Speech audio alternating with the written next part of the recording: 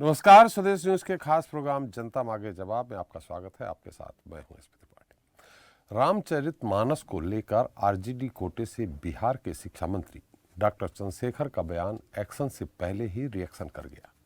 BJP उनके खिलाफ मोर्चा खोलेगी, यह तो सभी को पता था, लेकिन जो नहीं पता था वह अब बिहार की राजनीति में हो रहा है। शिक्षा मंत्री के खिलाफ जेडीयू ने भी मोर्चा खोल दिया है, तो वहीं आरजेडी के अंदर भी उनके खिलाफ मोर्चा खुल गया है।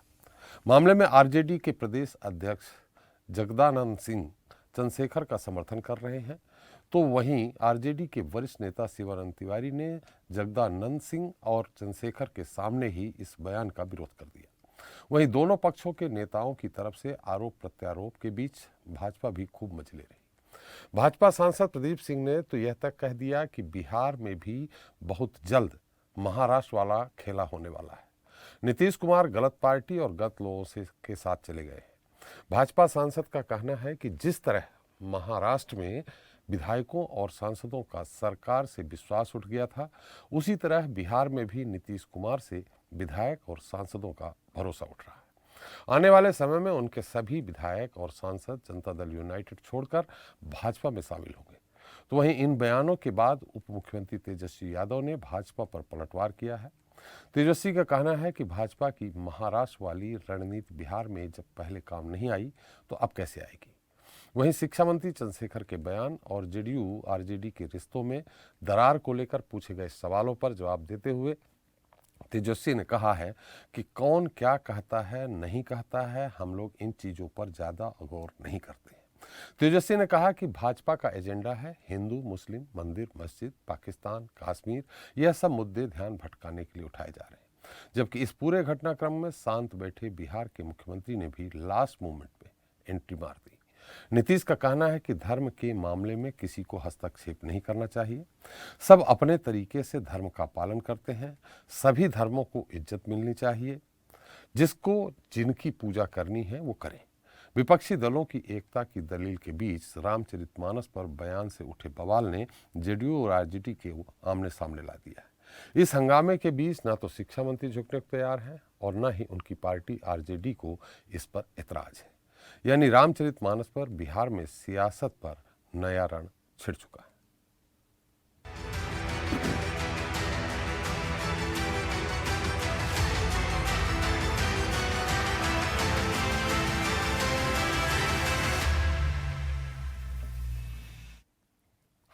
तो बिहार सरकार के शिक्षा मंत्री ने रामचरितमानस पर जो बयान दिया है उस पर बीजेपी तो हमलावर है ही, लेकिन जेडीयू भी मांग कर रही है कि शिक्षा मंत्री अपने बयान को वापस लें और माफी मांगें। यही नहीं, आरजेडी के युवराज कहे जाने वाले तेजस्वी यादव तो अपने मंत्री के बयान को लेकर यह कहते हुए पल्ला झाड़ रहे हैं कि वो इस तरह के बयानों पर ध्यान नहीं देते, मगर उनके ही दल के कई वरिष्ठ नेता खुलेआम भले ही विरोध न कर रहे हो, मगर विरोधी स्वर राजनीतिक गलियारों में जरूर मुखर हो रहे हैं। बहरहाल इस मुद्दे पर चर्चा करेंगे, लेकिन देख लेते हैं हमारी खास रिपोर्ट। अधम जात में विद्या पाए, भयहु जथा ही दूध पिलाए। बिहार सरकार के शिक्षा मंत्री का ये बयान इन दिनों देश की राजनीति में गूंज रहा है। शिक्षा मंत्री ने रामचरितमानस को समाज को बांटने वाला और नफरत फैलाने वाला ग्रंथ बताया है। मनुस्मृति को जलाने का क्यों काम किए? इसलिए कि मनुस्मृति में एक बड़े तबका के खिलाफ 85% लोगों के खिलाफ अनेकों गालियां दी गई। रामचरितमानस का क्यों प्रतिरोध हुआ? किस अंश का प्रतिरोध हुआ? अधम जात में विद्या पाए, भयहु जथा ही दूध पिलाए। यानी अधम मतलब होता है नीच।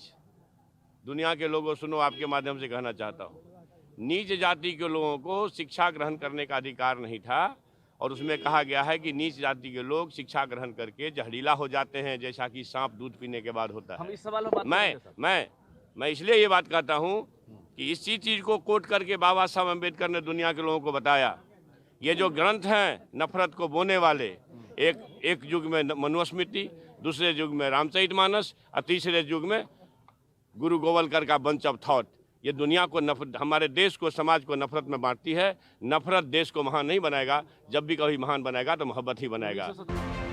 रामचरितमानस पर दिए बयान से बिहार में ऐसा घमासान छिड़ा जो दिन ब दिन बढ़ते जा रहा है।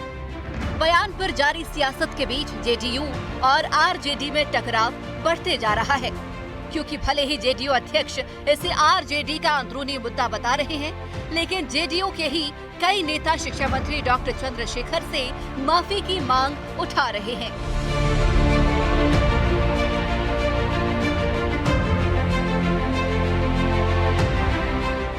उधर शिक्षा मंत्री के बयान के खिलाफ बीजेपी की मोर्चाबंदी भी जारी है।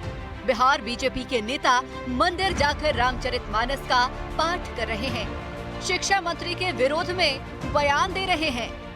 लेकिन इस हंगामे के बीच ना तो शिक्षा मंत्री झुकने को तैयार है और न ही उनकी पार्टी आरजेडी को इस पर ऐतराज है।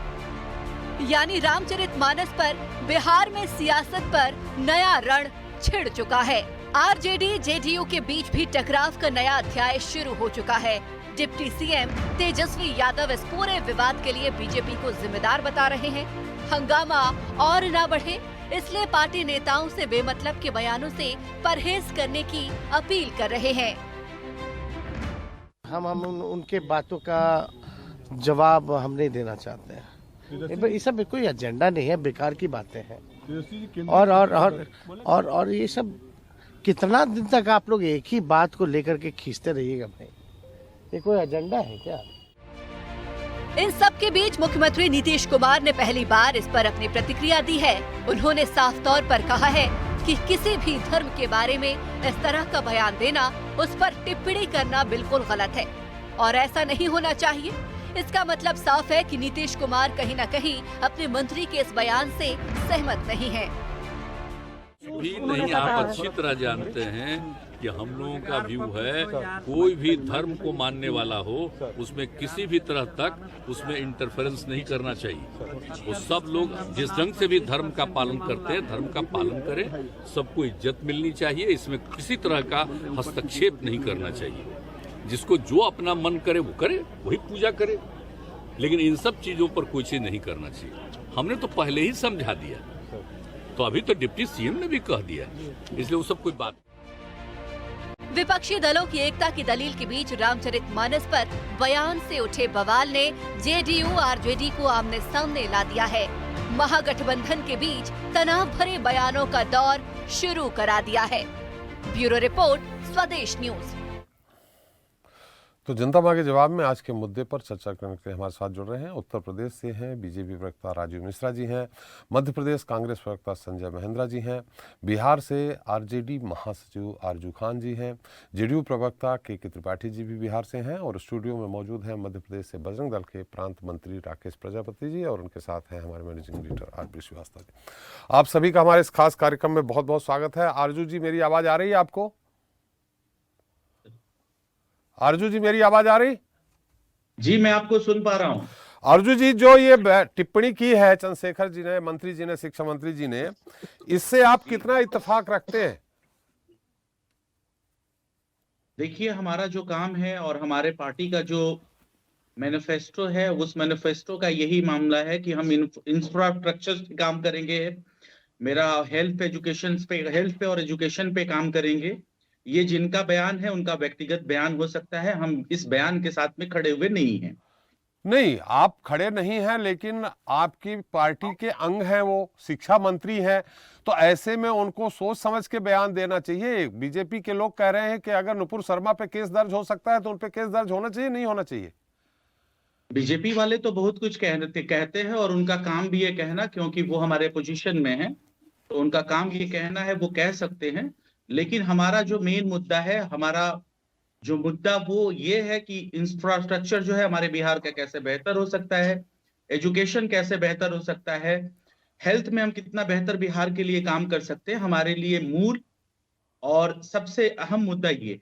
आपने बहुत बढ़िया बात कही कि एजुकेशन कैसे बेहतर हो सकता है, और शिक्षा मंत्री हैं वो, और शिक्षा मंत्री अगर ये कहेंगे कि एक धार्मिक पुस्तक रामचरितमानस लोगों को बांट रही है, तो ये कैसी शिक्षा देंगे वो?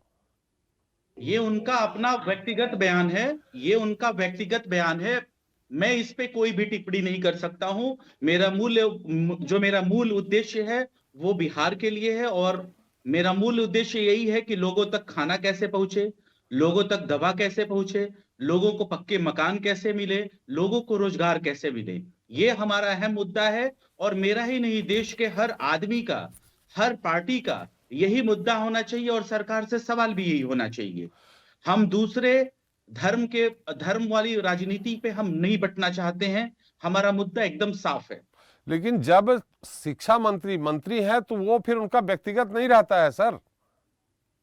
सर, इसका जवाब तो वही देंगे ना जी, लेकिन मुझे जो जवाब देना लेकिन था, आपकी पार्टी जो का मेरी मत तरफ क्या से है? जवाब देना था, राष्ट्रीय जनता दल की तरफ से जो जवाब देना था, जो बुनियाद है वो काम है। लेकिन हमारा जो बुनियादी बात है हमारे देश के नौजवानों के लिए, वो है रोजगार, वो है इंफ्रास्ट्रक्चर, कैसे बेहतरीन यहाँ पे टेक्नोलॉजी से काम हो, बिहार कैसे आगे बढ़े, देश के साथ कैसे कंधे से कंधा मिला के चले बिहार, इस पे हमारी वरीयता है और इसी बात को हम आगे रखेंगे। लेकिन सर आप पार्टी के महासचिव हैं, आपकी पार्टी में हैं, वो पार्टी को तो अपनी सफाई देनी पड़ेगी। मैं तो कह रहा हूं कि मैं अपनी सफाई तो दे रहा हूं, पार्टी की सफाई तो दे रहा हूं कि हमारा जो मूल उद्देश्य है वो है पढ़ाई लिखाई, दवाई, बिजली। तो क्या हमारा ऐसे मूल उद्देश्य ये है। ऐसे शिक्षा मंत्री पढ़ाई लिखाई में पढ़ाई अच्छी कराएंगे जिन पे 3-3 आपराधिक प्रकरण दर्ज हैं? ऐसे तो बहुत सारे बयान आए हुए हैं। नहीं, जो कि 3-3 मैं उन पे बीजेपी की आपराधिक तरफ से प्रकरण मैं दर्ज बता हैं। सकता हूं कि राज्यसभा में जितेंद्र सिंह ने क्या कहा था, ये तमाम चीजें हैं, प्रज्ञा सांधवी ने क्या कहा था, जी तो मैं उस पे तो बखेड़ा नहीं खड़ा कर रहा हूं। जी, ये नहीं बीजेपी को अपनी पाप क्यों नहीं दिखाई देते हैं? विपक्ष ने बखेड़ा खड़ा किया है साध्वी प्रज्ञा के बयान पे। क्यों नहीं, एकदम खड़ा किया है। जो मूल्य उद्देश्य है मोदी सरकार का, जो मूल्य उद्देश्य है हमारे केंद्र सरकार का, जो मूल्य उद्देश्य है वो रोजगार होना चाहिए। वो आदमियों को रोजगार कैसे मिले, शिक्षा कैसे मिले, सस्ती दवाएं कैसे मिले, ये होना चाहिए। चलिए, होना तो चाहिए मुद्दा बिल्कुल। ये थोड़ी होना चाहिए हिंदू मुस्लिम मंदिर मस्जिद। आप जिस भी धर्म को फॉलो करते हैं आपको पूरी आजादी है, आप अपने धर्म को अच्छे से माने। अगर किसी का इंटरफेयर उसमें है तो ये गलत है। सबको आजादी है कि वो अपने अपने जाति के हिसाब से अच्छे से। आपने हमारे इस सवाल का उत्तर नहीं दिया कि 3-3 आपराधिक प्रकरण दर्ज हैं शिक्षा मंत्री पे, वो छात्रों को क्या शिक्षा दिलवाएंगे? ऐसे बहुत लोगों पे प्रकरण दर्ज हैं, आपराधिक मुकदमे हैं, और देश के सांसद में वो जो है देश के सांसद बने हुए हैं, संसद भवन में बैठते हैं। तो वो जिन पे प्रकरण दर्ज हो गए उनसे सवाल करेंगे, लेकिन अभी आपके मंत्री पे प्रकरण दर्ज हैं। मैं तो कह रहा हूं कि हमारे सरकार का जो मेन उद्देश्य है, जो हमारा मूल मुद्दा है, वो है पढ़ाई लिखाई दवाई। हम इस पे काम कर रहे हैं। हम बेकार के बहस में हम फंसना नहीं चाहते हैं और हर आदमी से जुड़ा हुआ ये हमारा उद्देश्य है, हमारा मूल सिद्धांत है। चलिए, फिर से आएंगे हम आपके पास। हमारे साथ के त्रिपाठी जी हैं, जनता दल यूनाइटेड के प्रवक्ता हैं। त्रिपाठी जी, मेरी आवाज आ रही? आ रही जी। आपकी पार्टी का क्या स्टैंड है? मिलीजुली सरकार है, शिक्षा मंत्री हैं, आपके मुख्यमंत्री हैं। ऐसी स्थिति में अगर छात्रों को यह ज्ञान देंगे, हालांकि उन्होंने वो चौपाई भी पढ़ी है, लेकिन वो इस ज्ञान को देकर के नफरत फैलाने वाली बात कर रहे हैं अगड़े और पिछड़ों में। देखिए, ये जो शिक्षा मंत्री का बयान है जी, इससे जनता दल का दूर दूर का कोई संबंध नहीं है जी। और जनता दल इनके बयान को मंत्री को वापस लेना पड़ेगा, और ये अगर वापस नहीं लेते तो इनसे वो पार्टी राजद को इस्तीफा मांगना चाहिए जी कि ये किसी संवैधानिक पद पे कोई बैठा हुआ व्यक्ति जी किसी धर्म की आलोचना नहीं कर सकता है। जी एक संवैधानिक व्यक्ति है, वो साधारण व्यक्ति नहीं है। जी। वो बिहार प्रदेश के शिक्षा मंत्री है, उनको ये बात नहीं करनी चाहिए जिससे समाज बढ़ता हो, जिससे समाज में नफरत फैलता हो, जिससे किसी भी धर्म का, मैं कहता हूं चाहे वो सिख हो, चाहे ईसाई हो, चाहे वो मुस्लिम हो, किसी धर्म की आलोचना संविधान में नहीं है जी। और उसमें सबके धर्म का सम्मान करना हमारा जनता दल का मैनिफेस्टो है। और इस मैनिफेस्टो के खिलाफ अगर वो बोल रहे हैं तो इस बयान को उनको वापस लेना चाहिए, और इसके लिए आरजेडी जिम्मेदार है। आरजेडी के मंत्री हैं, आरजेडी के लोग, उनसे मांगे। नहीं तो फिर ऐसे में तो उनको देना चाहिए। अगर आरजेडी दूसरी चीज मैं आपसे कहना चाहता हूं कि डॉक्टर लोहिया कहा करते थे कि राजनीति में धर्म और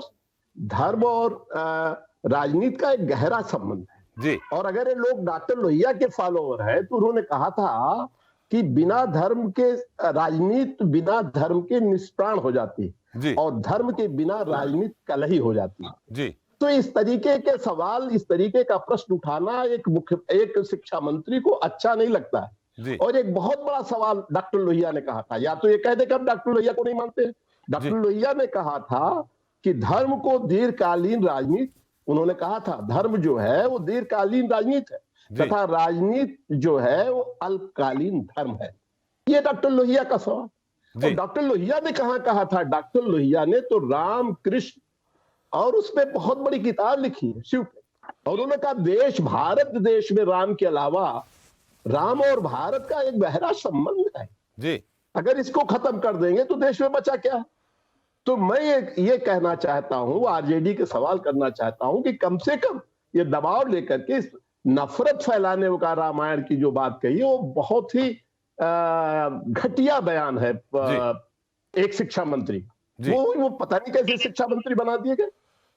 शिक्षा मंत्री को, जिसको ज्ञान ना हो धर्म का और संविधान का ज्ञान ना हो, वो शिक्षा मंत्री कैसे बने?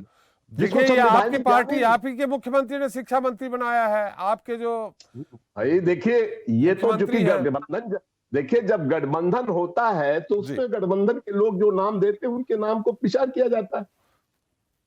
ऐसा नहीं, देखिए जो यथार्थ है वो है। तो फिर गठबंधन ही गलत हो गया ना? नहीं, गठबंधन गलत नहीं हुई, गलत है, उनका बयान है। इस बयान को उनको वापस लेना चाहिए। ये हम लोग जनता दल यू का बिल्कुल हमारे राष्ट्रीय अध्यक्ष का बयान है।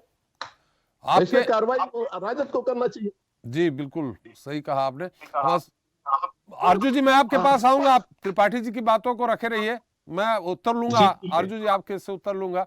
हमारे साथ संजय महेंद्र संजय जी हैं। संजय जी आवाज आ रही? बिल्कुल आ रही है सर। कांग्रेस का क्या इत्तेफाक रखती है, कांग्रेस क्या इत्तेफाक रखती है इस बयान से? देखिए मेरी नजर में कांग्रेस क्या इत्तेफाक रखती है तो बात का विषय है जी। सबसे पहली बात ये है कि इस देश में सदियों पुराने ग्रंथों को लेके, सदियों पुरानी मान्यताओं को लेके, कभी मुगलों को लेके, कभी अंग्रेजों को लेके जो इस देश को छोड़ के जा चुके, कोई ना कोई बात चुनावी माहौल नजदीक आते आते ऐसी कही जाती है कि ये तय करना मुश्किल होता है वो कही जाती है, कहलवाई जाती है। क्योंकि किसी एक बयान के आधार पर एक प्रदेश में, आप इस बात को समझिए, तमाम नेता होते हैं जी, मगर उसमें से किसी एक नेता के चुने हुए एक बयान को आधार बनाकर भारतीय जनता पार्टी के मन में ये लड्डू फूटने लगते हैं कि अब तो ये सब हमारी सरकार बनेगी, अब हम इनकी सरकार गिरा देंगे, अब जनता इनके विरोध में हो जाएगी, ये ईश्वर विरोधी हैं, ये ऐसे हैं, ये वैसे हैं। ये बयान उन्होंने राष्ट्रीय जनता दल के मंत्री ने दिया है, तो उस पे बोलिए ना, भाजपा क्या कह रही है, भाजपा से हम पूछ लेंगे। मैं उस पर भी आ रहा हूँ, जी। देखिए दो दोहे बड़े काम के लागू होते हैं यहाँ जी। गीता का दोहा बड़ा काम का लागू होता है, हो ही है। एक तो रामायण का दोहा, हो ही है वही जो राम रची राखा जी। और गीता में लिखा है जैसे कर्म करेगा वैसे फल देगा भगवान, ये है गीता का ज्ञान जी। तो मर्यादित कुर्सी पर बैठ कर, मर्यादित पद पर बैठ के राजनेताओं से मर्यादित आचरण की उम्मीद करता है ये देश जी। और ये नियम सब पे लागू होता है। ये नियम संसद में उस आदमी पे भी लागू होता है जो कहता है विस्की में बसे विष्णु, रम में बसे राम और ठर्रे में बसे हनुमान। ये नियम उस पर भी लागू होता है। ये किसने कहा था मालूम है आपको? हाँ, मुझे नरेश अग्रवाल ने।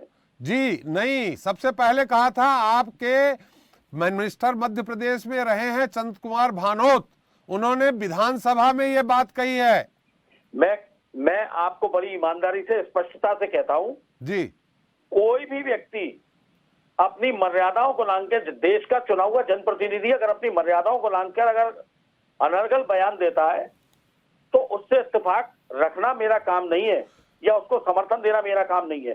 चंद्रशेखर जी एक शिक्षा मंत्री है, रामायण और महाभारत और ये सारी ग्रंथ जो है हमारे देश के, ये हमारे जीवन का मुकद्दस ग्रंथ है। इनके आधार पर हमारे जीवन की बुनियाद टिकी हुई है। किसी भी एक दोहे को लेके आपत्ति कर देना एक अलग बात है।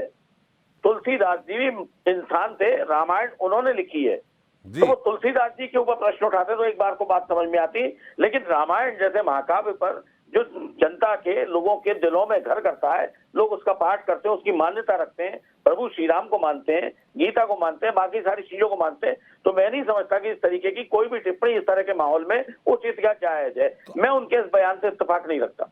आप लोग चुप क्यों हैं? नुपुर शर्मा के मामले में तो बहुत हल्ला काटा था, साध्वी प्रज्ञा का बयान आता है तो आप लोग बड़ा हो हल्ला करते हैं। इसमें आपके कांग्रेस के बड़े नेताओं के बयान क्यों नहीं आ रहे हैं कि उनको पार्टी से हटाया जाए, उनको शिक्षा मंत्री पद से हटाया जाए? देखिए, नुपुर शर्मा के बयान का, साध्वी प्रज्ञा के बयान का और इस प्रकार के बयान का, तीनों का आपस में कोई तालमेल नहीं है, पहली चीज। दूसरी चीज, कांग्रेस तालमेल है, तालमेल है। मैं बता देता हूं आपको जी। किसी भी विवादास्पद बयान को लेके जो वो आदमी जिस पार्टी का प्रवक्ता है या मंत्री है या सांसद है या विधायक है या चुना हुआ जनप्रतिनिधि है, इस विषय पर निर्णय लेने का अधिकार उसकी पार्टी को है। कांग्रेस पार्टी ने नुपुर शर्मा के विषय में भारतीय जनता पार्टी के आला कमान से कहा था कि आप कार्रवाई क्यों नहीं करते। प्रज्ञा भारती के मामले में नरेंद्र मोदी जी ने कहा था मैं मन से माफ नहीं करूंगा, तो सवाल नरेंद्र मोदी जी से पूछा गया था। तो यहाँ भी तो यही बात है ना, ये अपनी पार्टी से बात करें, इनके नेता इतनी बात करें। हमने अपना स्टैंड स्पष्ट कर दिया कि हम इस तरीके के अनर्गल बयानबाजी के बिल्कुल खिलाफ और इससे इत्तेफाक नहीं रखते।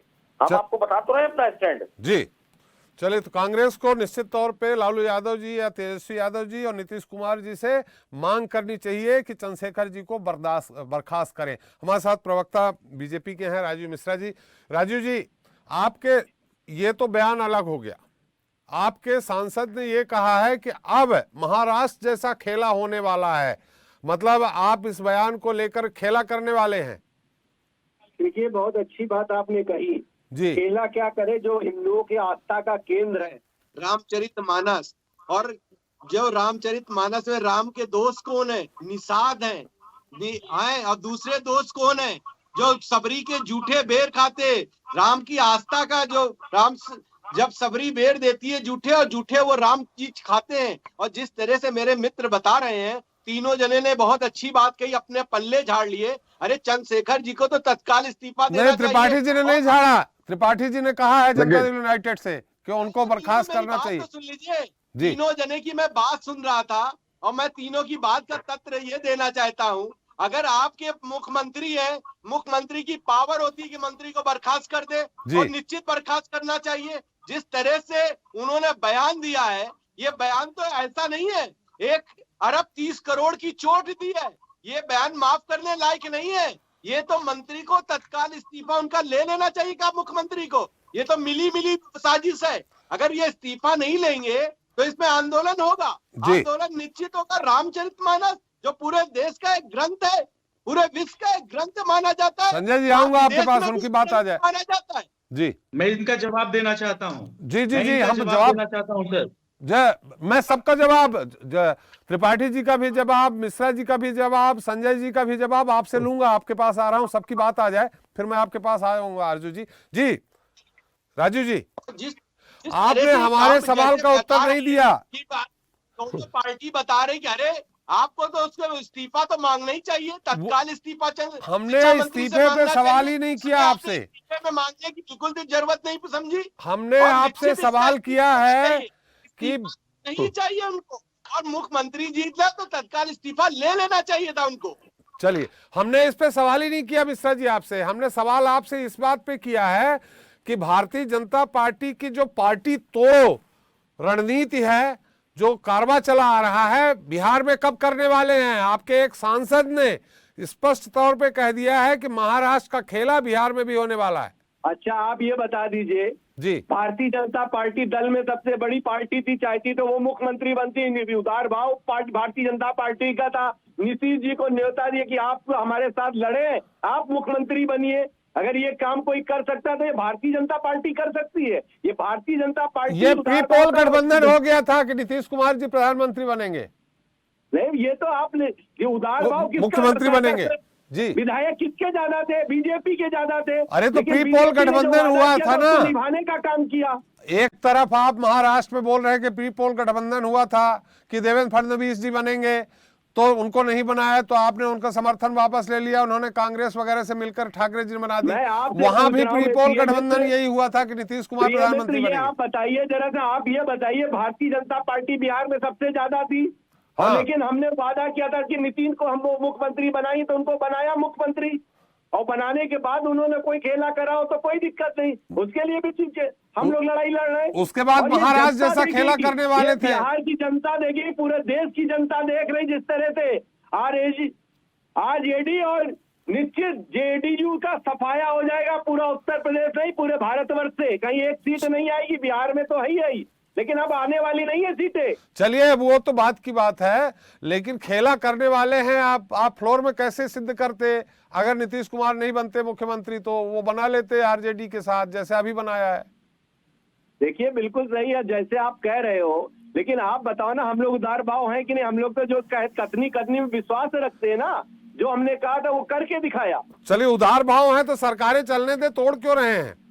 हम नहीं अभी तोड़ करते हैं जी। जब कोई मेरे ही पास आता है कि मुझे समर्थन देना, तब हम लोग लेते हैं। हम लोग ऐसे वाले नहीं है। देखिए हमारी सरकार में आप देखिए ना जी, हमारे ज्यादा विधायक थे, लेकिन हमारा उदार भाव देखिए कि हमने उनको बना दिया मुख्यमंत्री, सिंधे जी को बना दिया। चलिए इसके लिए बहुत बहुत आपकी उदारवादिता को साधुवाद। हमारे साथ राकेश प्रजापति जी, क्या करेगा बजरंग दल अब आगे? वो तो माफी नहीं मांग रहे हैं। आपके चैनल के माध्यम से राष्ट्रीय बजरंग दल स्पष्ट कर देना चाहता है कि इस तरह की मानसिकता वालों को गंगा में डूब के मर जाना चाहिए, और नहीं तो ऐसे लोगों की मानसिकता वालों को राष्ट्रीय बजरंग दल का कार्यकर्ता डुबोने का काम करेगा। जिस प्रकार से भी होगा वैसे भी करके जाएगा। और मैं आरजू जी को सुन रहा था कि व्यक्तिगत हो सकता है या फिर सब अपने अपने धर्म को लिए कह सकते, तो सिर्फ हिंदू ही एक धर्म है जिसके लिए सिर्फ और सिर्फ आप हमेशा हर बार कहते हो कौन सी रामचरितमानस, कौन सी मनुस्मृति। दुनिया जानती है, एक तरफ रामचरितमानस भगवान श्री राम ने अपनी सौतेली माँ के कहे अनुसार वनवास काटा, बाली वध करने के बाद में एक महिला की जो है वहाँ से मुक्त कराया, रावण के वध करने के बाद में मंदोदरी से माफ़ी मांगी। भगवान श्री राम का इस प्रकार का पूरे उनके जीवन काल में टिप्पणी नहीं की उन्होंने रामचरितमानस पूरे, एक सेकंड क्लियर कंप्लीट हो जाने जी, पूरे जीवन काल में उनका एक आदर्श स्थापित उन्होंने करी, और उसी के अनुसार रामचरितमानस भी है। ये कौन से मानसिकता के लोग हैं जो ये कहते हैं कि रामचरितमानस समाज को बांटने का काम करती है? रामचरितमानस जो है छोटे और बड़े को दोनों को अलग अलग बना के रखने का काम करती है। निषाद राज उनके साथ भगवान के साथ जो है वहाँ पे गुरुकुल में उन्होंने शिक्षा ली है, तब तो कोई भेद नहीं था। इस तरह के बुद्धिजीवी लोग एक शिक्षा मंत्री होने के नाते अपनी एक जिम्मेदारी बनती है, और इस प्रकार की जिम्मेदारी आपकी नहीं होनी चाहिए कि आप समाज को बांटने का काम आप कर रहे हो, धर्म के नाम पे बांटने का आप कर रहे हो, जाति के नाम पे बांटने का समाज को आप काम कर रहे हो। राष्ट्रीय बजरंग दल इस तरह के लोगों को कतई बर्दाश्त नहीं करेगा और उन्हें इस्तीफा दे देना चाहिए, नहीं तो राष्ट्रीय बजरंग दल पूरे देश के अंदर उनके विरोध कर पुतले जलाने का काम करेगा। उन्होंने एक दोहा भी पढ़ा है, अघम जाति में विद्या पाए, भय हो यथा अहि दूध पिलाए। दोहे के अपने आप में एक अलग, ज़रूरी नहीं कि एक ही चीज़ का एक ही मतलब निकलता है, उस चीज़ को वो क्लियर करें। और रामचरितमानस में तो ये बिल्कुल बताया गया है ना, भगवान ने किसके साथ शिक्षा ली है, भगवान ने किसके साथ क्या किया है, सारी चीज़ें एक आदर्श स्थापित भगवान ने उसको किया। जो रामचरितमानस आधार है, पूरी दुनिया उस ग्रंथ को मानती है। आज जगह जगह रामचरितमानस का पाठ हो रहा है, श्रीमद् भागवत गीता का पाठ हो रहा है, और वो बिल्कुल उन्होंने इस तरह उसे बता दिया कि समाज को बांट रही है। सिर्फ रामचरितमानस ही इनको बांटने के लिए दिखती है। श्रीवास्तव जी आपकी इसमें टिप्पणी, फिर एक बार हम फिर चलेंगे। आरजू जी कुछ कहना चाह रहे हैं, तर्क देना चाह रहे हैं। श्रीवास्तव साहब आपकी टिप्पणी, इस तरह के बयान आखिर क्यों? अभी तो बिहार में चुनाव भी नहीं है निकट भविष्य। हाँ बिल्कुल सही कहा त्रिपाठी जी आपने जी। इस बयान का कोई औचित्य तो नहीं था, लेकिन दो चीज़ मेरे समझ में आई। एक तो दो बातें हैं। एक तो यह कि राम जी पर टिप्पणी वो नहीं है जी। एक रामचरितमानस किताब पर है, जो कि हमारे हिंदू धर्म की सबसे पवित्र किताबों में से एक है जी। उसकी चौपाई को लेकर टिप्पणी की है, जिसको लेकर के शिक्षा मंत्री ने मतलब अपने बयान से हटने के लिए भी तैयार नहीं है। मेरा ये कहना है कि इस तरह के बयान क्यों आते हैं, ये सबसे बड़ा सवाल उठता है। और जब ये आते हैं तो निश्चित रूप से इसका राजनीतिकरण हो जाता है जी। चंद्रशेखर जी को इस बयान को, जबकि वो बिहार में एक संवैधानिक पद पर बैठे हैं और ऐसे बयान से बचना चाहिए था, जो कि नहीं बचे हो। जी। उनको इन बातों का ध्यान रखना चाहिए, क्योंकि प्रदेश की शिक्षा व्यवस्था और वहाँ के ये सारी चीज़ें जो है उनके हवाले हैं, उनके मातहत आती हैं। जहाँ तक रहा कि मुख्यमंत्री इस्तीफा उनसे लिए कि नहीं लिए और क्यों नहीं लिए, दूसरी बात है आरजेडी से उनको क्यों नहीं प्रेशर पड़ा। भारतीय जनता पार्टी इस पर आक्रामक है, वो होती भी है। अक्सर ऐसा होता है कि जब भी कोई ऐसी टिप्पणी आती है तो एक पार्टी का अपना काम रहता है, स्टैंड रहता है कि ऐसे मामलों में टिप्पणी करें। लेकिन सबसे बड़ी बात है कि ऐसे धार्मिक ग्रंथों पर टिप्पणी करने से चंद्रशेखर जी को बचना चाहिए था, जिसकी स्वीकार्यता पूरी दुनिया में है। और जब स्वीकार्यता इतनी बड़ी हो तो उनमें कुछ अंश को लेकर के इस तरह की टिप्पणी नहीं करना चाहिए था, जो कि हुआ है। अब रही बात है कि आने वाले समय में वहाँ का आरजेडी जेडीयू का गठबंधन क्या करता है, टिकता है, एक दूसरे पर आरोप प्रत्यारोप तमाम बातें हैं। लेकिन आपने एक और बात कही कि महाराष्ट्र जैसी स्थिति वहाँ पर सांसद ने बयान दिया है भाजपा के। हाँ, किसी सांसद ने कहा। तो सवाल यह कि हर राजनीतिक पार्टियां आपदा में अवसर का तलाश करती हैं। हो सकता है वहाँ अवसर तलाश रही हो पार्टी, कहीं अवसर तलाश रही है पहले से, उसी का प्रतिफल तो नहीं है ये। हाँ, ये भी हो सकता है, क्योंकि आरजेडी से भी आए हैं बयान कि उनको माफी मांगना चाहिए। देखिए, एक ऐसा ग्रंथ है रामचरितमानस जिस पर कि हर समाज के हर व्यक्ति की आस्था है जी। और जब वहां से कोई बात ऐसा बयान आता है तो निश्चित रूप से चाहे कोई भी दल हो, उस दल का ही क्यों न व्यक्ति हो जी, ऐसी बातें जरूर आती हैं। जी अर्जुन जी, आप उत्तर देना चाह रहे थे त्रिपाठी जी की बातों का, मिश्रा जी की बातों का। मैं 3 चीजों का मैं उत्तर देना चाहूंगा। महाराष्ट्र जैसा खेला होगा, ये भाजपा के किसी मंत्री ने कहा और मेरे सहयोगी ने भी कहा कि अगर ऐसा अवसर मिलता है तो हम कब भागेंगे, जो कि पैनलिस्ट हमारे हैं जी, उन्होंने भी ये चीज कहा। तो मैं आपको स्पष्ट रूप से बता देना चाहता हूं कि 8 सालों में 2014 से जब से भाजपा की सरकार इस देश में आई है, वो देश के नागरिकों की गाढ़ी कमाई के पैसा इन्हीं सब चीजों पे उड़ा रही है और इसकी वजह से देश का जीडीपी बुरी तरह से नीचे गिरता चला जा रहा है। एक आम आदमी को अपनी वक्त की रोटी रोजी कमाने के चक्कर में हम उस मुद्दे पे आज चर्चा नहीं कर रहे हैं। जीडीपी, महंगाई, बेरोजगारी, इस पे आज चर्चा नहीं कर रहे हैं, लेकिन ये उसका अंश है। ये जैसे बोलते हैं ना कि महाराष्ट्र जैसा खेला करेंगे, तो ये खेला पैसे से करते हैं ना, ये पैसे से तोड़ते हैं ना एमपी एमएलएस को। इस पैसे का हिसाब इस देश के नागरिकों का ये पैसा लूटते हैं और अपनी सरकार बनाते हैं, इसलिए ये कहना मेरा जरूरी है। और बजरंग दल के मेरे भाई ने कहा आंदोलन करेंगे।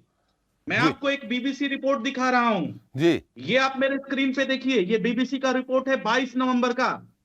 राज्यसभा में सांसद कहे थे, मैं उस बात को मैं कोट कर रहा हूं, मैं बीबीसी लंदन को कोट कर रहा हूं।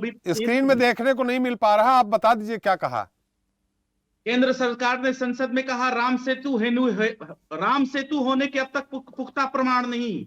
और मैं बता रहा हूं, राज्यसभा में गुरुवार को जितेंद्र सिंह ने कहा था भारतीय सैटेलाइट भारत और श्रीलंका को जोड़ने वाले राम सेतु वाले इलाके की हाई रेजोल्यूशन तस्वीर ली है। हालांकि सैटेलाइट तस्वीरों से अब तक सीधे तौर पे राम सेतु की उत्पत्ति है और वो कितना पुराना है इससे संबंधित कोई पुख्ता सबूत नहीं मिले हैं। तब इनका मानसिक संतुलन कहां चला जाता है? केंद्र सरकार के राज्यसभा के सांसद कहते हैं और रामचरितमानस में इसका साक्ष्य है। जहां तक मेरी जानकारी है कि राम सेतु पुल है जी। तो ये कंट्रोवर्सी क्यों दिखाई जाती है और इस पे क्यों ये चुप्पी साध लेते हैं? मेरा सवाल ये है, बजरंग दल के जो आंदोलन करने वाले हैं उस टाइम ये रामचरितमानस में ये दर्शाया गया है कि राम सेतु पुल का साक्ष्य है जी, और केंद्र सरकार के सांसद कहते हैं जितेंद्र जी कि इसका कोई साक्ष्य नहीं है। चलिए, आप त्रिपाठी आंदोलन क्यों नहीं करते हैं ये? चलिए इनसे हम पूछ लेंगे। और रही बात एक मिनट प्रजापति जी, बात आ जाने दीजिए। बयान देना चाहिए नहीं देना चाहिए, चरितमानस को कह रहे हैं आप, हमें दिखाने के लिए यहाँ बैठे हैं। प्रजापति जी उनकी बात आ जाने, अपने समय में हम आपके पास आएंगे। आप अगर इंसाफ की बात करते हैं तो आप सबके लिए बराबर इंसाफ करिए। मेरा कहना ये है, जब ये केंद्र सरकार के सांसद कहते हैं तो आप चुप हो जाते हैं, जब अदर पार्टी का कोई आदमी अगर कोई विवादित बयान दे देता है तो आप उस पर आंदोलन करने की बात करते हैं। चलिए, ये अपने आप से धोखा है और इस देश के जनता के साथ धोखा है। अगर इंसाफ करना है तो बराबर करिए। अर्जुन जी संविधान से चलता है। अर्जुन जी, हम उनसे उत्तर ले लेंगे, लेकिन त्रिपाठी जी ने तो स्पष्ट कहा है जनता दोनों मिली जुली सरकार है आपकी तरफ से, राष्ट्रीय जनता दल की तरफ से उनका नाम आया है, उन्होंने कहा कि नहीं होना चाहिए और राष्ट्रीय जनता दल को तुरंत उनसे इस्तीफा ले लेना चाहिए, उनको बर्खास्त कर देना चाहिए। आपके मित्र ने कहा है, मित्र यानी गठबंधन सरकार है, मामला है जी। उन्होंने कहा है ये उनका, मेरे मित्र ने कहा है ये उनका व्यक्तिगत मामला है। मेरा मानना ये है, आपके चैनल पे बैठ के मैं कह रहा हूं, ये देश लोकतांत्रिक देश है और ये देश संविधान से चलता है। संविधान के हिसाब से अगर उन पे कार्रवाई करने की नौबत आएगी तो पार्टी करेगी। क्या अभी पार्टी इतना सब हो रहा है उसके बाद भी पार्टी नहीं कर रही?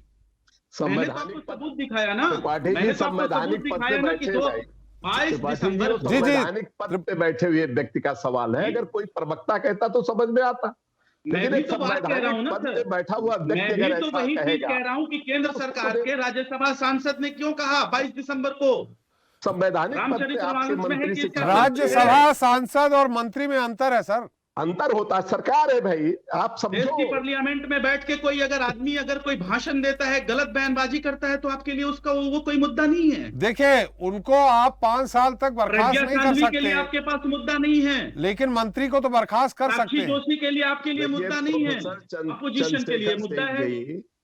वो मंत्री के पद पे है, कैबिनेट मंत्री है, सरकार है और सरकारी कार्यक्रम में उन्होंने ऐसी भाषा का प्रयोग किया है। टेनी जी के बेटे ने 4-5 आदमियों को रौंद दिया अपने गाड़ी के नीचे और इस्तीफा मांग के विपक्ष थक गई।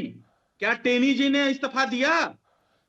लड़के ने किया था, तो बयान दिया उन्होंने, तो लड़के पे आरोप था, टेनी जी पे नहीं था सर, उनके बेटे पे आरोप था। तो उसी तरह हम भी तो बोल रहे हैं ना, वो जान लेने का आरोप था, ये तो बयान का मामला है। हम आपसे ये पूछना चाह रहे हैं कि मंत्री हैं, मंत्री पद पे, शिक्षा एक सरकारी कार्यक्रम में वो इस तरह बोल रहे हैं, तो राष्ट्रीय जनता दल यानी आपके पार्टी को, जैसा त्रिपाठी जी ने कहा कि आपकी तरफ से जो नाम आए उनको मंत्री बना दिया गया, मिलीजुली सरकार है, गठबंधन की सरकार है, तो अगर चंद्रशेखर जी की जगह किसी और को मंत्री आप बनवा दीजिए तो क्या दिक्कत है?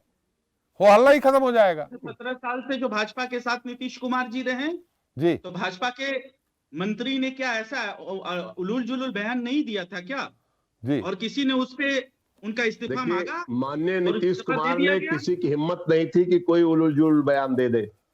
नीतीश कुमार ने उसके खिलाफ तुरंत कार्रवाई की है। मैं आपको बताना चाहता हूं आपके चैनल के माध्यम से त्रिपाठी जी, ये दुर्भाग्य है आज बिहार में जी, माननीय नीतीश कुमार का जो हमारा गठबंधन था भारतीय जनता पार्टी के साथ, एक अच्छा गठबंधन, हमारे गठबंधन में अगर इस तरीके का सवाल होता तो माननीय नीतीश कुमार 1 मिनट नहीं लगा।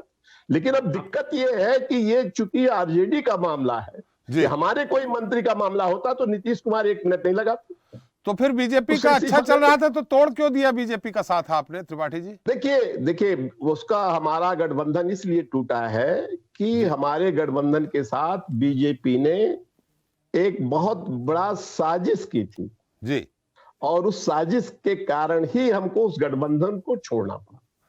तो मतलब साजिश थी कि वहां पे हमारी पार्टी को कमजोर किया जा रहा था जी, और जब हमारी पार्टी के साथ ही धोखा हो रहा था, क्योंकि एलजेपी ने वहां कैंडिडेट खड़ा कर दिया था, मैं नाम नहीं लूंगा किसी का, जी, तो उसको हराने में हमारे कैंडिडेट की भूमिका उनकी रही है, क्योंकि हमारे खिलाफ ही कैंडिडेट दिया था।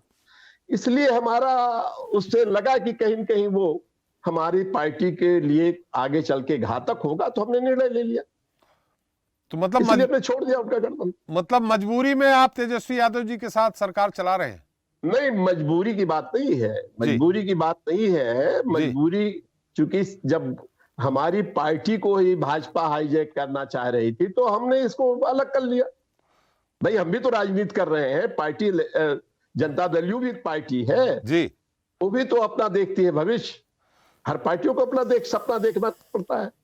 लेकिन ऐसे में तो जो पार्टी का भविष्य है, सरकार का भविष्य है, उसकी सेहत खराब हो जाएगी इस तरह के बयानों से। सेहत खराब हो या अच्छी हो, जो बात गलत है, आज माननीय नीतीश कुमार जी का भी बयान बहुत सख्त आया है। उन्होंने कहा है कि किसी को ये कहने का हक नहीं।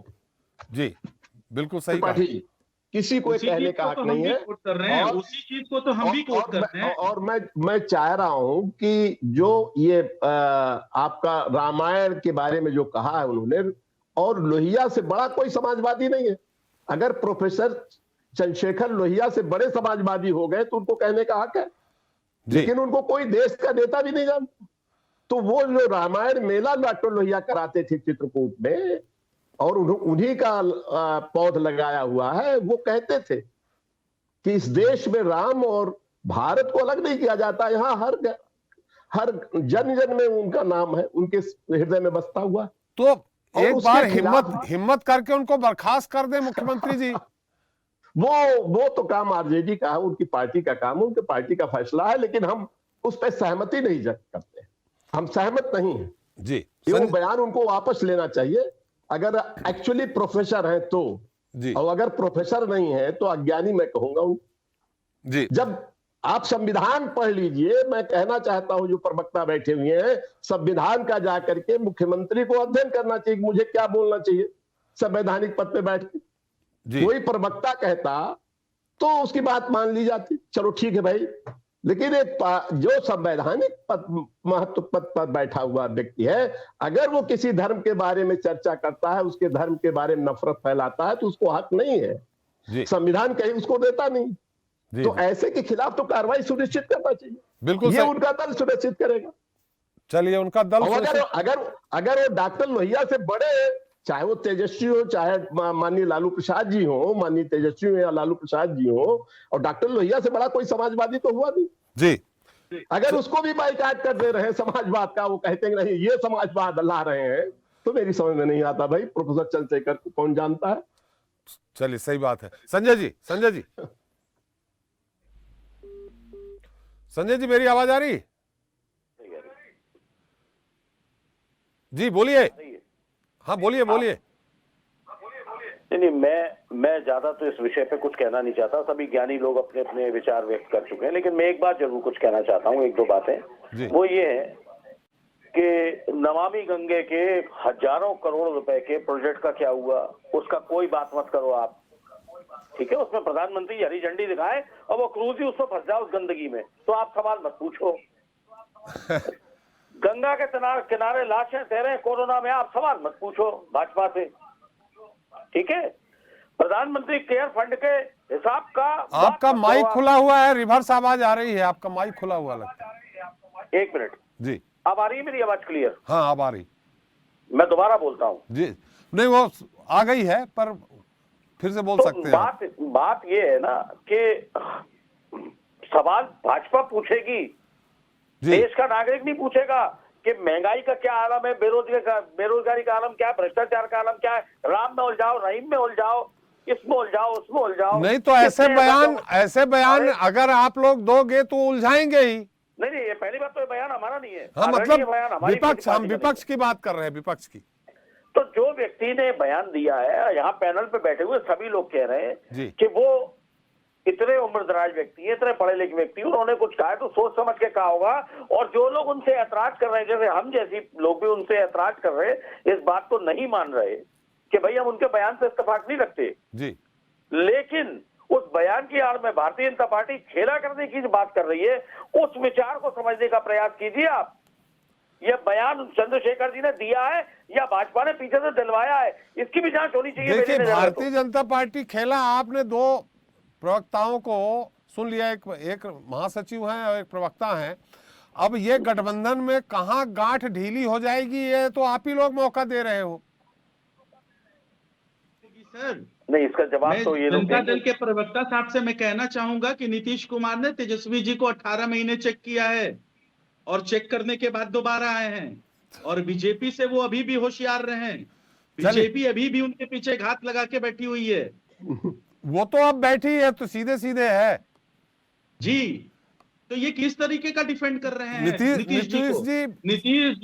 नीतीश जी के कार्यशैली पे हम नहीं सवाल उठा रहे हैं। नीतीश जी ने 18 महीने इससे पहले 2015 में सरकार चलाई थी तेजस्वी जी के साथ, और वो जानते हैं कि नीतीश लालू उनको धोखा नहीं देने वाले हैं। लेकिन जिस तरह नीतीश जी के नेताओं के, विधायकों के जो बयान आ रहे हैं, आपके यहाँ खुद चंद्रशेखर तिवारी जी ने इसका विरोध किया है, आपके यहाँ खुद नीतीश जी ने कहा और तेजस्वी जी ने कहा कि इन उलूल जुलूल बयानों से हमको कोई लेना देना नहीं है। जो हमारा मूल मुद्दा है। लेकिन मेरी बात महंगाई थी, आपने बीच में मुझे रोक दिया। दवाई, बिजली हम इस पे काम करेंगे और यही हमारा मोटिव होना चाहिए। चलिए, और हम उसी पे काम कर रहे हैं। संजय जी अपनी बात पूरी कर लीजिए संक्षेप में। नहीं, मैं आप सभी पैनलिस्ट का बात सुनने के बाद मैं तो आप लोगों से एक ही बात कह रहा हूं कि इस देश में भारतीय जनता पार्टी से सवाल करे जाने की जरूरत है। सवाल विपक्ष से नहीं पूछे जाएंगे, सवाल पूछे जाएंगे सत्ताधारी दल से। विपक्ष कुछ भी बयान दे, सवाल नहीं पूछेंगे। आप देखिए उस बात की आलोचना जब से डिबेट चालू हुई है 50 बार हो चुकी जी। किस आदमी ने उनके बयान का समर्थन किया, आप मुझे बता दीजिए। उनके बयान, पक्ष हो या विपक्ष हो। अरे इनके प्रदेश अध्यक्ष ने समर्थन किया है। अरे तो वो उनके प्रदेश आरजू खान जी के प्रदेश अध्यक्ष जगदानंद जी ने समर्थन किया है। तो जगदानंद जी को इस डिबेट में बैठाते फिर हम जगदानंद जी से पूछ लेते ना। आप मेरी बात समझिए करता हूँ जी कि अब वो देश नहीं रहा जिसमें झूठे सबरी के बेर खाया करते थे। अब ये बीजेपी की झूठी एजेंडे पे चलने वाली ये देश बनने जा रही है। आपके प्रदेश अध्यक्ष ने समर्थन किया है। आरजू जी यहाँ वहाँ कहाँ दौड़ लगा रहे हैं, मुद्दे पे आइए ना। रामचरितमानस को लेकर के इस तरह की बातें हुई, आप उस पे आइए। किसने क्या कहा उस समझ जाइए, आप बोलिए ना। मुख्यमंत्री माफी मांगनी चाहिए ना। आपके प्रदेश अध्यक्ष सपोर्ट कर रहे हैं, ये देश भी वही है, ये देश भी वही है, लोग भी वही है। ये आप अपनी पार्टी के रंग के हिसाब से प्रजापति जी आपका समय आएगा तब आप बोलिएगा। नहीं, ये धर्म के लोग अरे आप उत्तर दीजिएगा जो आरजू जी ने खड़ा किया है। प्रजापति जी आपके पास आएंगे, हम उत्तर लेंगे जो उन्होंने आपके राज्यसभा सदस्य पे और सब पे खड़ा किया। अरे मिश्रा जी आपके पास आ रहे, बात तो आने दीजिए पहले जी। संजय जी मेरे को तो सवाल पूछ लेने दीजिए इनसे। हाँ थोड़ा संक्षेप में, जल्दी पूछिए। नमामि गंगे की कचरे का हिसाब कौन देगा? पीएम केयर फंड के पैसों का हिसाब कौन देगा? नमामि गंगे की गंदगी का हिसाब कौन देगा? चलिए हजारों करोड़। एक मिनट, राम मंदिर को लेके चंदा चोरी का हिसाब कौन देगा? राम मंदिर ट्रस्ट की जमीन को कौड़ियों के दाम बेच देने वालों का हिसाब कौन देगा? कौन बैठा हुआ है? चलिए समय कम है महेंद्र जी, आप सवाल ही करते रहेंगे, उत्तर का समय नहीं मिलेगा। तब भावनाएं आप नहीं होती। चलिए मिश्रा जी।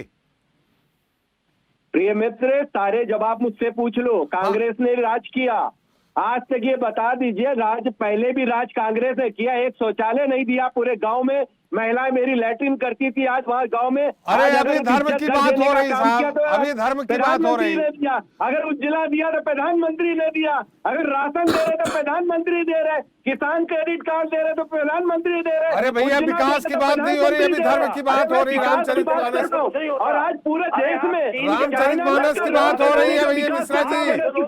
मोदी जी ने किया और जिस तरह से काम कर रहे हैं, आज पूरे देश का सम्मान। आप Mishra ji to the point answer दीजिए, बिंदु पे उत्तर दीजिए, बिंदु पे। बढ़ाया तो मोदी जी ने बढ़ाया। अरे आप उससे बात करो, विकास की बात करो।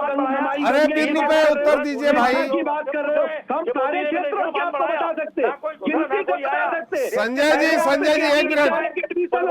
अरे मिश्रा जी उत्तर इस पे दीजिए। कैसी बात कर रहे हैं आप मिश्रा जी उत्तर, उन्होंने नमामि गंगे के बारे में पूछा, नमामि गंगे पे उत्तर दीजिए। नमामि गंगे में भी बहुत काम हुआ है, क्या नहीं हुआ है? आज नदियां साफ हो रही, किस बात की बात आप कर रहे हो? कहाँ क्या नहीं हुआ? आप कभी देखा था बनारस ऐसा?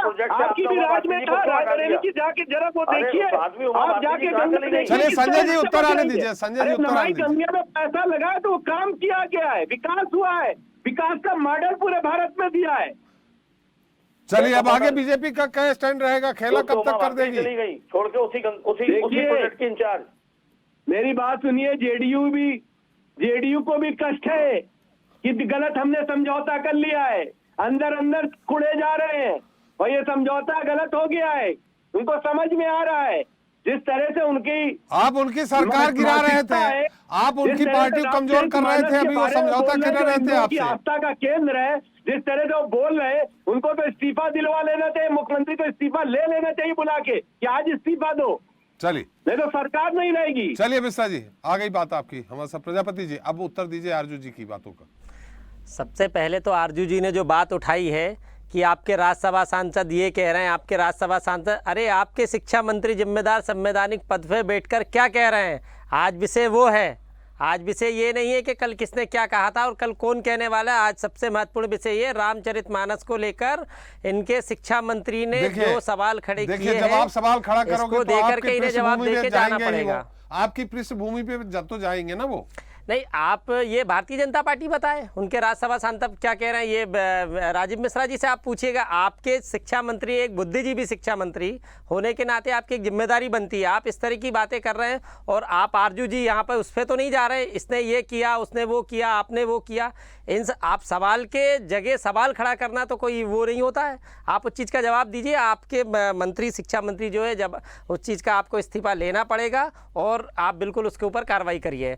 विकास के नाम पे, विकास और धर्म दो अलग अलग चीज़ें। विकास अपनी जगह ठीक है, विकास ज़रूरी है, देश में सभी का विकास होना चाहिए, सारी चीज़ों पे बात होनी चाहिए, लेकिन धर्म भी तो एक आस्था का विषय है। 130 करोड़ 100 करोड़ के हिंदुओं की एक आस्था का विषय भी तो एक आस्था वो भी है। धर्म को लेकर के आप दूसरी जगह भाग रहे हैं। आपने ये कहा, आपने वो कहा। का नहीं, हिंदू ने ही कहा है। नहीं, हिंदुओं का तो भाई हिंदुओं ने कहा, लेकिन है तो हिंदू भावना ही ना वो। नहीं, एक संवैधानिक पद पे आप बैठे हो और एक संवैधानिक समुदाय से किसी ने नहीं की है। नहीं, आप एक संवैधानिक पद पे और हिंदू भावनाओं को ठेस पहुंचाने वाला आपका वक्तव्य है और आप उसकी जिम्मेदारी लेकर के माफी मांगे, पार्टी उसके ऊपर कार्रवाई करे। जो आपने कहा ना कि हिंदुओं की आस्था के साथ खिलवाड़, नहीं तो हिंदुओं की नहीं, ये भी हिंदुओं की आस्था ही हुई। आप भले ही आप हिंदू हो, आप किस प्रकार के बुद्धिजीवी हो, एक पढ़े लिखे व्यक्ति संवैधानिक पद पे बैठ करके इस तरह की बातें आप कर रहे हो। जी श्रीवास्तव जी, ये मुद्दा कहां तक जाएगा? त्रिपाठी जी, तो मुद्दा मिल गया है भारतीय जनता पार्टी को। सर मुझे इसका जवाब देने दिया जाए। जी आपके पास आ रहा हूँ, श्रीवास्तव जी की टिप्पणी आ जाए। मेरा ये कहना है तो मुद्दा मिल ही गया है और ये मुद्दा देने वाले हैं शिक्षा मंत्री बिहार के। जी मेरा ये कहना है कि रामचरितमानस जैसे ग्रंथ जिसकी स्वीकार्यता है पूरी दुनिया में, उस पर अगर किसी बात को लेकर बयान आता है तो निश्चित रूप से उसका रिपार्केशन होगा जी। लोगों में आक्रोश आएगा, लोग जानने की कोशिश करेंगे, भले ही उन्होंने एक चौपाई का उदाहरण देते हुए कहा हो। ऐसी बहुत सारी रामचरितमानस में चौपाइयाँ हैं जिनको लेकर के अगर उसकी व्याख्या की जाए तो निश्चित रूप से, लेकिन उसके बहुत सारी चीज़ें ऐसी हैं जिनको लोग धार्मिक ग्रंथ के रूप में जिसकी पूजा करते हैं और जगह जगह पर उसका बराबर पाठ होता है और लोगों के रोम रोम में बसा हुआ रामचरितमानस। तो इसलिए जो है, लेकिन इसका सबसे बड़ा ये तो चंद्रशेखर जी ने जो बयान दिया है उससे इतर अगर आप देखिए तो इस पर राजनीति जो हो रही है वो एक अलग है। वो जो आप जो खेला वाली बात कर रहे हैं जी। अभी मैंने देखा जेडीयू के ने कहा कि जेडीयू के प्रवक्ता ने कहा कि भाई हमने जो है बहुत अच्छी सरकार चला रहे थे, मिल के चला रहे थे, बाद में उनसे गठबंधन तोड़ने के पीछे रीज़न क्या था? उनको ये डर लगा कि कहीं महाराष्ट्र जैसी स्थिति ना हो जाए, कहीं उद्धव ठाकरे अल्पमत में, नीतीश जी अल्पमत में ना हो जाए, उनके विधायकों की संख्या न कम हो जाए, कोई दूसरा खड़ा हो जाए। तो ये सारे खेला वाली बात से वो खुद ही डर के जो है नीतीश कुमार ने ये गठबंधन किया है। तो इस गठबंधन को चाहे जैसे भी चलाना हो, चलाना उनकी मजबूरी है। रही बात इस्तीफा लेने की, तो मुझे लगता है कि नीतीश कुमार जिस तरह का उनका बयान आ रहा है, तेजस्वी जी का जिस तरह से बयान आ रहा है, इन बयानों को देखते हुए लगता है अभी इस्तीफा तो होने वाला नहीं लग रहा है। और एक बात और भी है, और इस बयान को जितना भी लंबा खींचेंगे, बजरंग दल हो, विश्व हिंदू परिषद हो, भारतीय जनता पार्टी हो, इवन जेडीयू भी हो सकती है, तमाम ऐसे दल हैं, लोग लेकर के शिक्षा मंत्री के खिलाफ भले आंदोलन कर लें, लेकिन अभी हमें नहीं लगता कि जो बयान अभी ताज़ा जो दोनों बयान आए हैं मुख्यमंत्री और उप मुख्यमंत्री के, इनसे ये कहीं नहीं लगता कि अभी चंद्रशेखर जी को इस्तीफा दें। और आपने एक देखा होगा चंद्रशेखर जी ने अपने बयान पर अड़े हुए हैं और माफ़ी मांगने के लिए भी तैयार नहीं है। तो ये तो हो सकता है कि उनकी एक अकड़ हो, लेकिन निश्चित रूप से ऐसे बयानों से बचना चाहिए। और वो एक संवैधानिक पद पर है त्रिपाठी जी, शिक्षा मंत्री एक संवैधानिक पद है जो सरकार है, और उन पर और एक विभाग भी ऐसा जिससे लोगों को, बच्चों को शिक्षा मिलती है, समाज आगे दिशा में बढ़ने का एक प्रयास होता है। तो वहाँ पर इनको बयानों से बचना चाहिए। बाकी ये अभी ये बवेला, ये इस तरह के वाद विवाद और पार्टियों के बीच टकराव ये चलता रहेगा। अर्जुन जी संक्षेप में उत्तर दे दीजिए। देखिए, जो मुझे समझ में आ रहा, निश्चित तौर पे चंद्रशेखर जी के विधानसभा क्षेत्र में जातीय गणित होगा जिसके कारण उन्होंने इस तरह के बयान दिए हैं, और उस जातीय गणित के तहत उनको फायदा हो सकता है, लेकिन आपकी पार्टी को नुकसान हो जाएगा। मैं स्पष्ट में शुरू में जब आपने मुझे अपने चैनल पे जोड़ा, सभी पैनलिस्ट के मैंने सामने कहा कि हम सभी की आस्था का सम्मान करते हैं और मैं उस बात पे कायम हूं अभी भी जी। किसी को भी अपने आस्था का, और जहां जिस समाज से मैं आता हूं, मेरे समाज में ये कहा गया है कि आप दूसरे धर्मों का सम्मान करें, आदर करें। मैं उसके साथ अभी भी स्पष्ट रूप से हूं। मैं जो बजरंग दल वाले हमारे साथी थे, उन्होंने कहा कि मैंने किसी के आस्था के साथ गलत किया, तो उनको शायद समझने में या सुनने में गलती हुई होगी। हम सभी की आस्था का सम्मान करते हैं, और चंद्रशेखर जी का जो है वो व्यक्तिगत टिप्पणी है, वो हमारे पार्टी का नहीं है। हमारा मूल उद्देश्य है बेरोजगारी, महंगाई और दवाई, बिजली, ये आम आदमी तक कैसे पहुंचे। दूसरी बात, बेरोजगारी, इन सारे मुद्दों को चलिए लेकर वो के आप उत्तर अपनी दे रहे स्थिति हैं, क्यों उत्तर दे रहे हैं, कर रहे बीच हो में आप? टीका मैं टिप्पणी दूसरी नहीं भाई, बात बहुत कह रहा दूर हूं बैठे हैं आपसे। सर, मैं दूसरी बात कह रहा हूं कि लेकिन जब आप कहिएगा कि इसके बीच पीछे मत फंसिए, तो जब आप मुझसे सवाल करिएगा तो मैं आपको आईना जरूर दिखाऊंगा। एक और मेरे पास साक्ष्य है, दैनिक भास्कर और नवभारत टाइम्स का है। बीजेपी के सहयोगी पार्टी चीफ दशरथ के बेटे नहीं है राम, ये किसने कहा था? अध्यक्ष डॉक्टर संजय निषाद जी ने कहा था इसी दिसंबर के महीने में। इसी दिसंबर के महीने में, तो आप क्यों नहीं उनके खिलाफ आपने आवाज उठाया? हम आईना जरूर दिखाएंगे। अगर आप बात करते हैं हक की, हुकूक की बात करते हैं, इंसाफ की बात करते हैं, तो आप बराबर की बात करिए। किसी एक के किसी भी बात पे आप विवाद खड़ा करते हैं, और जब आपका अपना कोई आदमी, संजय निषाद और जितेंद्र जी जैसे जो लोग, प्रज्ञा ठाकुर जैसे लोग, साक्षी जोशी जैसे लोग जब कोई विवाद खड़ा करती हैं, तो आप क्यों विवाद नहीं खड़ा करते?